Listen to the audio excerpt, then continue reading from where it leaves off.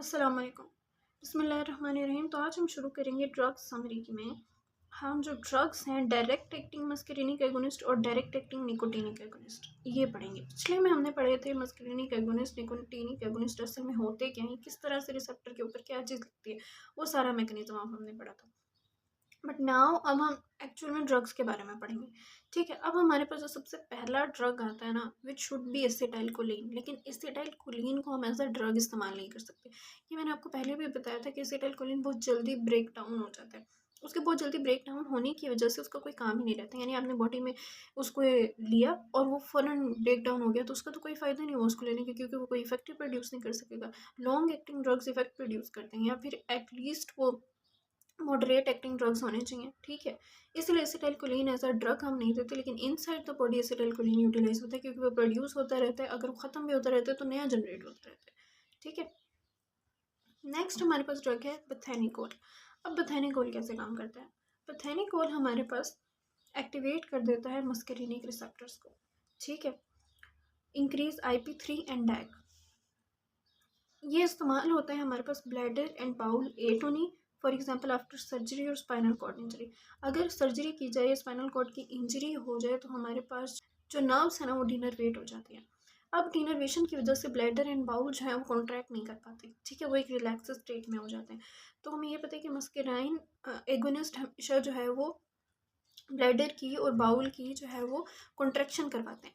तो जब भी हम ये ड्रग देंगे तो ब्लैडर और बाउल की कॉन्ट्रैक्शन ड्रग के जरिए होगी, ना कि इनर्वेशन के जरिए। ठीक है, तो ब्लैडर एंड बाउल एटोनी में, यानी कि जब भी इनकी डिनर्वेशन हो गई है या फिर किसी सर्जरी की वजह से, स्पाइनल कॉर्ड इंजरी की वजह से इनकी कॉन्ट्रैक्शन खत्म हो गई है, तो ब्लैडर एंड बाउल की कॉन्ट्रैक्शन के लिए हम ये ड्रग देंगे। ठीक है, अब मेन बात यह है कि ब्लैडर एंड बाउल की कॉन्ट्रैक्शन हम कराते हैं, लेकिन अगर वो आगे से बंद हुए ना, ठीक है, यानी अगर यूरिनरी रिटेंशन का कोई मसला हुआ, ठीक है, तो फिर ये ड्रग प्रेफर्ड नहीं है, वहाँ ये कॉन्ट्रा इंडिकेटेड है, क्योंकि आगे से तो फ्लो बंद हो जाएगा।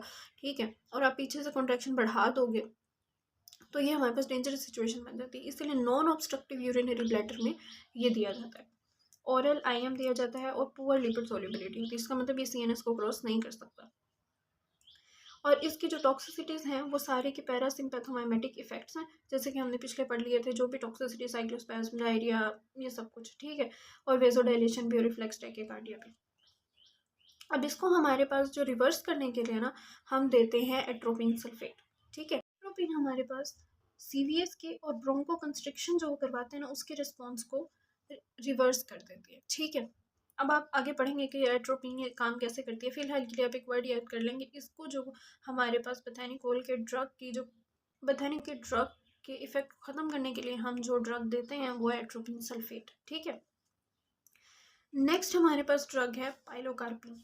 अब पाइलोकार्पिन भी बिल्कुल बथेनिकोल के जैसा है। ये भी हमारे पास मस्करीनिक रिसेप्टर को स्टिमुलेट करता है, IP3 और डैग को स्टिमुलेट करवाता है। लेकिन इसका एक और इफेक्ट भी है कि ये एक्टिवेट करवा देता है एक्साइटेटरी पोस्ट सिनेप्टिक पोटेंशियल्स को विया M receptors in the ganglion. ठीक है, इसके एप्लीकेशंस क्या हैं? अब देखें, कुछ ड्रग, अब इनके इफेक्ट्स वैसे ही हैं, मस्करीनिक के सारे मस्करीनिक रिसेप्टर को स्टिमुलेट करें, लेकिन कुछ इफेक्ट किसी जगह के लिए स्पेसिफिक हो जाते हैं कुछ ड्रग्स। ठीक है, जैसे पाइलोकार्पिन है ना, ये हमारे पास ज़्यादा से ज़्यादा सिक्रीशंस बढ़वाता है, तो इसको हम जोगरन सिंड्रोम में देते हैं। ठीक है, उसके अंदर क्या होता है कि मुंह की जो है वो हमारे पास सिक्रीशन नहीं आ रही होती। और ग्लोकोमा के अंदर यूज़ किया जाता था, क्योंकि ये मायोसिस करवाते हैं और साइक्लोस्पैज्म करवाते हैं। अब ग्लाउकोमा क्या होता है? ग्लाउकोमा को पढ़ने से पहले हम जो है वो आई के स्ट्रक्चर को देख लेते हैं। ये है हमारे पास लेंस। ठीक है, उसके अलावा हमारे पास ये देखें, ये लिम्बस है, ये आयरस है, ये कॉर्निया है और ये लेंस है। ये हमारे पास लिगामेंट्स होते हैं, जिनको हम कहते हैं कि सिलेरी मसल्स के रिलैक्स करने से लिगामेंट जो है वो थिन हो गए या थिक हो गए, तो इनको हम जो है वो लिगामेंट्स कहते हैं। ये हमारे पास मेन स्ट्रक्चर है। मेन बात है आपने देख लेनी है, ciliary muscle, ligaments, iris, cornea, और ये जो हमारे पास है ये हमारे पास बनता है प्यूपल। ठीक है, अब हम देख लेते हैं कि असल में होता है क्या है। एक होता है हमारे पास ग्लाउकोमा क्लोज एंगल और एक होता है ओपन एंगल ग्लाउकोमा। ठीक है, इसको देखने के लिए मैं आपको एक और डायग्राम दिखाती हूँ। ठीक है, इस डायग्राम के अंदर ये वाली पार्ट देखें, ये हमारे पास है आयरस, ये है हमारे पास सिलियरी मसल, ये उसके लिगामेंट्स, ये लेंस है, ये अगेन आयरस है और ये पार्ट हमारे पास प्यूपिल है। ये हमारे पास कैनाल ऑफ श्लेम दिखाई हुई है, जहाँ से हमारे पास जो एक्वस ह्यूमर है वो ड्रेन होता रहता है। ठीक है, ह्यूमर हमारे पास इंटीरियर चैम्बर के अंदर भी होता है और पोस्टीरियर चैम्बर के अंदर। देखिए एक्वस ह्यूमर हमारे पास यहाँ पर भी होता है। ठीक है, ये हमारे पास इंटीरियर चैम्बर है, ये पोस्टीरियर चैम्बर है। एक्वस ह्यूमर का फ्लो यूँ होता है। ठीक है, यहाँ से आता है, फिर यहाँ से ये कैनाल ऑफ श्लेम जो यहाँ पर बनी होती है वहाँ से ये निकल जाता है बाहर। ठीक है, ये देखें यहाँ पर हमारे पास जो कैनाल ऑफ श्लेम है, जहाँ से एरोस दिखाए हुए हैं, ये कैनाल ऑफ श्लेम से जो है वो एक्वस ह्यूमर बाहर जा रहा है। इतनी बात समझ में आ गई आप लोगों को। अब हम देखेंगे कि हमारे पास अगर ग्लोकोमा हो जाए तो उसके अंदर क्या था। ग्लोकोमा का असल मतलब है कि इंट्राओक्यूलर प्रेशर के अंदर चेंजेस आना। ठीक है, अगर हमारे पास इंट्राओक्यूलर प्रेशर बढ़ जाए ना तो हम उसको कहते हैं कि आँख का ग्लोकोमा हो गया। ठीक है, अब हमारे पास दो तरह का ग्लोकोमा होता है। ठीक है, एक होता है ओपन एंगल ग्लोकोमा, एक होता है क्लोज एंगल ग्लोकोमा। अब ओपन एंगल ग्लोकोमा में देखें कि ये जो कैनाल ऑफ श्लेम है ना, यहाँ से पास नहीं हो पा रहा हमारे पास एक्वस ह्यूमर, तो ये जो कैनाल ऑफ श्लेम है ये क्लोज्ड अप हो गई है। ठीक है, ड्रेनेज कैनाल से closed, fluid pressure builds up. ठीक है, तो यहाँ पे अब हमारे पास ये वापस तो जा नहीं सकेगा, तो सारे का सारा फ्लूइड का प्रेशर यहीं पर रह जाएगा। ठीक है, इसको हम कहते हैं ओपन एंगल ग्लोकोमा। एक हमारे पास होता है क्लोज एंगल ग्लोकोमा। अब क्लोज एंगल ग्लोकोमा के अंदर क्या होता है कि हमारे पास ये है हमारे पास आयरस। ठीक है, अब जो आयरस और ये है कॉर्निया, अब आयरस और कॉर्निया का जो एंगल है ना वो बंद हो जाता है। नॉर्मली हमने देखा है कि हमारे पास आयरस और कॉर्निया का एक एंगल होता है। ये हमारे पास आयरस है, ठीक है, ये कॉर्निया, और इन दोनों के दरमियान ये एक एंगल बन रहा है। ठीक है, तो यहाँ पर वही एंगल जो है वो ख़त्म हो गया। ठीक है, अब इस एंगल के ना होने की वजह से यहाँ पर फ्लूइड प्रेशर बढ़ना शुरू हो जाता है। अब देखिए फ्लूइड जो है ना वो यहाँ से, हमें पता है फ्लूइड यहाँ मूव करता है, यहाँ मूव करता है, फिर वो वापस कैनाल ऑफ श्लेम की तरफ जाता है। तो फ्लूइड जो है वो यहाँ मूव ही नहीं कर पाता, क्योंकि यहाँ पर तो हमारे पास जो एंगल है वो बंद हो चुका है। ठीक है, तो जो एंटीरियर चैम्बर है उसके अंदर फ्लूइड जाएगा ही नहीं, तो हमारे पास आई प्रेशर बिल्डअप हो जाएगा। और प्रेशर बिल्डअप होने की वजह से हमारे पास ऑप्टिक नर्व जो है वो डैमेज हो जाएगी। आई होप आपको ये समझ आ गई होगी। मैं क्लोज एंगल ग्लोकोमा को आपको एक और पिक्चर से दिखाती हूँ। ये देखें, इसी पिक्चर में देखें हमारे पास आयरस है और कॉर्निया, इनके दरमियान जो एक एंगल है। ठीक है, इसको हम कहते हैं इंटीरियर चैम्बर। ये हमारा उसके पीछे वाला पोस्टीरियर चैम्बर है। अगर कॉर्निया और आयरस के दरमियान का ये जो एंगल है, अगर हम इस एंगल को ख़त्म कर दें तो फ्लूइड जो यहाँ से आ रहा है, ठीक है, इसका मतलब है कि ये इसके साथ जुड़ जाएगा, ये इसके साथ जुड़ जाएगा, इंटीरियर और पोस्टीरियर चैम्बर की डेमोक्रेशन ख़त्म हो जाएगी। पहली बात। दूसरा, फ्लूइड यहीं पर स्टे कर जाएगा। ठीक है, वो आगे पीछे तो जा नहीं सकेगा, क्योंकि यहाँ से कैनाल ऑफ श्लेम भी बंद हो चुकी होगी। कैनाल ऑफ श्लेम का भी तो यही एरिया है ना, यहीं पर होती है कैनाल ऑफ श्लेम भी, वो भी बंद हो जाएगी। तो इसको हम कहते हैं close angle glaucoma. Close angle glaucoma यानी एंगल के क्लोज होने की वजह से जो ग्लोकोमा है, तो हमारे पास जो प्रेशर वो यहाँ पर भी बिल्डअप हो जाएगा। इस प्रेशर के बिल्डअप होने की वजह से हमारे पास ये ऑप्टिक नर्व जो है वो डैमेज हो जाएगी। अब ये देखें, ये है हमारे पास क्लोज एंगल ग्लोकोमा की पिक्चर। हमने देख लिया कि ग्लोकोमा क्या होता है। ग्लोकोमा की ट्रीटमेंट के लिए हम मस्करिनिक एगोनिस्ट को कैसे इस्तेमाल कर सकते हैं। ठीक है, अब मस्करिनिक एगोनिस्ट करते क्या हैं कि कंस्ट्रिक्टर प्यूपिला को कॉन्ट्रैक्ट कराते हैं और सिलियरी मसल को कॉन्ट्रैक्ट करा देते हैं। कंस्ट्रिक्टर प्यूपिला हमारे पास आयरस का मसल है। ठीक है, इसकी कॉन्ट्रैक्शन से आयरस भी कॉन्ट्रैक्ट कर जाता है। उसके कॉन्ट्रैक्शन से हमारे पास हो जाती है मायोसिस। मायोसिस यानी कि प्यूपिल जो है वो छोटा हो जाता है। ठीक है, प्यूपिल के छोटा हो जाते हैं, और उसके अलावा हमारे पास ये सिलेरी मसल है, ये कॉन्ट्रैक्ट करते हैं, लिगामेंट रिलैक्स करते हैं, लेंस थिक हो जाता है फॉर अकोमोडेशन। इस लेंस की थिकनिंग की वजह से, ठीक है, और हमारे पास ये मायोसिस होने की वजह से हमारे पास क्या होता है कि जो एंगल बंद हुआ होता है वो एंगल खुल जाता है। Iris pulled away from the interior chamber, meshwork open and flow occurs. Close angle glaucoma में हमने क्या करना है कि हमने जो है वो आयरस के कंस्ट्रक्टर प्यूपिला को कॉन्ट्रैक्ट करवाने की वजह से हमारे पास ये आगे की तरफ पुश हो जाएंगे। आयरस आगे की तरफ पुश होगा ना तो यहाँ से एंगल खुल जाएगा ऑटोमेटिकली, ये वाला जो एंगल है ये खुल जाएगा। इसके अलावा लेंस थिक होगा, हमारे पास यहाँ से भी लिगामेंट जो है वो रिलैक्स कर जाएंगे, इससे भी एंगल खुल जाएगा। इन दोनों की वजह से आयरस जो है ना वो पुल अवे हो जाएगा इस कॉर्निया के चैम्बर से।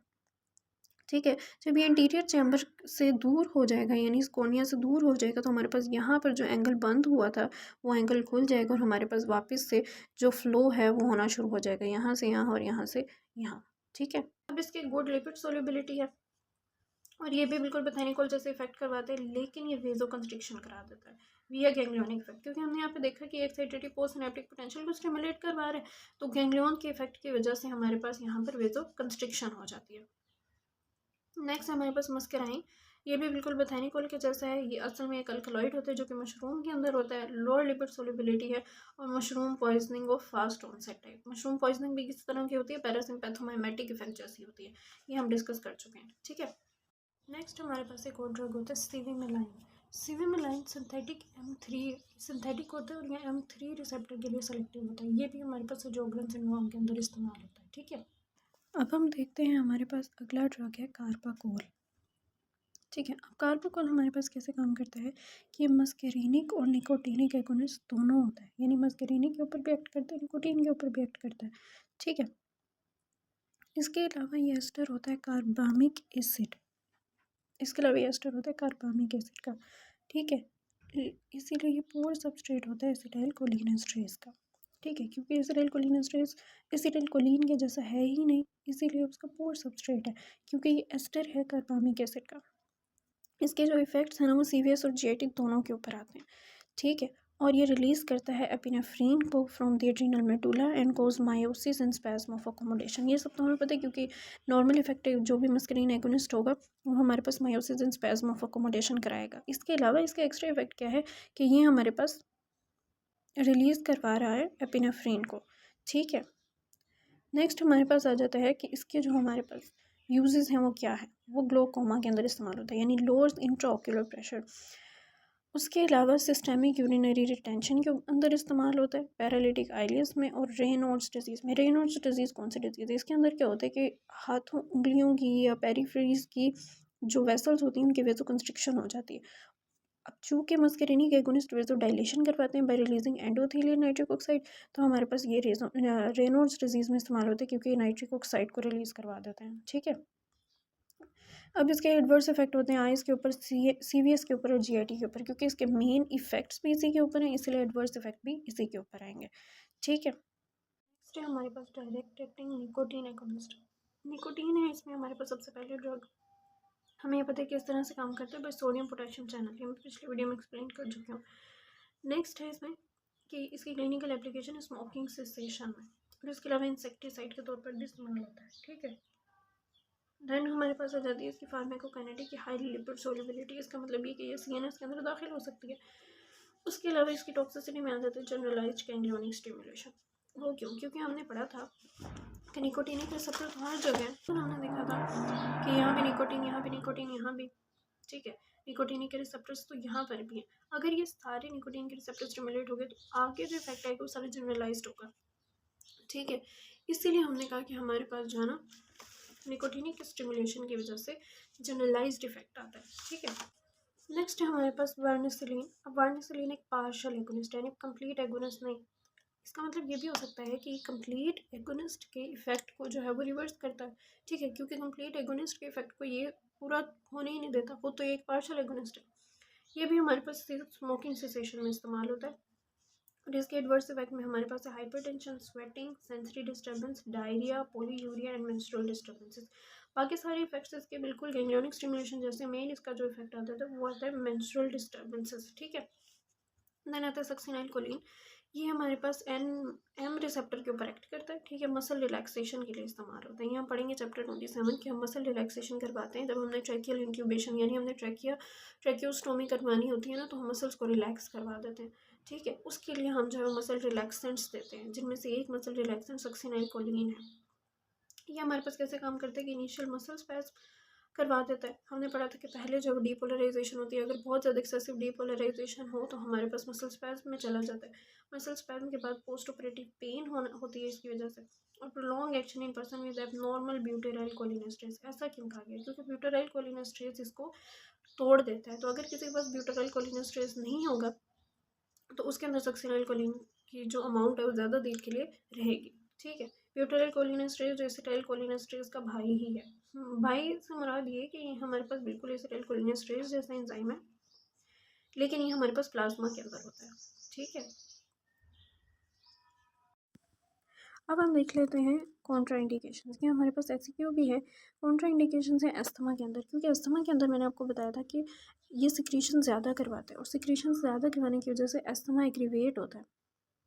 इसके अलावा ये ब्रोंको कंस्ट्रिक्शन भी कराता है और ब्रोंको कंस्ट्रिक्शन से भी सांस जो है वो हमारे पास सही तरीके से नहीं आता, जो कि अस्थमा को एग्रीवेट कर सकते हैं। तो सिक्रीशंस और ब्रोंको कंस्ट्रिक्शन ये दोनों चीज़ें हमारे पास जो है अस्थमा के लिए कॉन्ट्राइंडिकेटेड है, इसीलिए ये ड्रग्स भी अस्थमा के लिए कॉन्ट्राइंडिकेटेड है। देन हमारे पास GERD, गैस्ट्रोइंटेस्टाइनल रिफ्लक्स डिसीज़, ये क्यों हमारे पास कॉन्ट्राइंडिकेशंस में शामिल है? अच्छा, अब GERD इसलिए शामिल है क्योंकि M1 हमारे पास रिसेप्टर होता है जो कि स्टमक के अंदर होता है, और मस्करीनिक एगोनिस्ट M1 रिसेप्टर को स्टिमुलेट करेंगे तो बहुत ज़्यादा HCl सिक्रेशन होगी, जो कि डेंजरस है GERD के लिए। GERD में तो ऑलरेडी हमारे पास एसिडिक सिक्रेशन ज़्यादा होती है।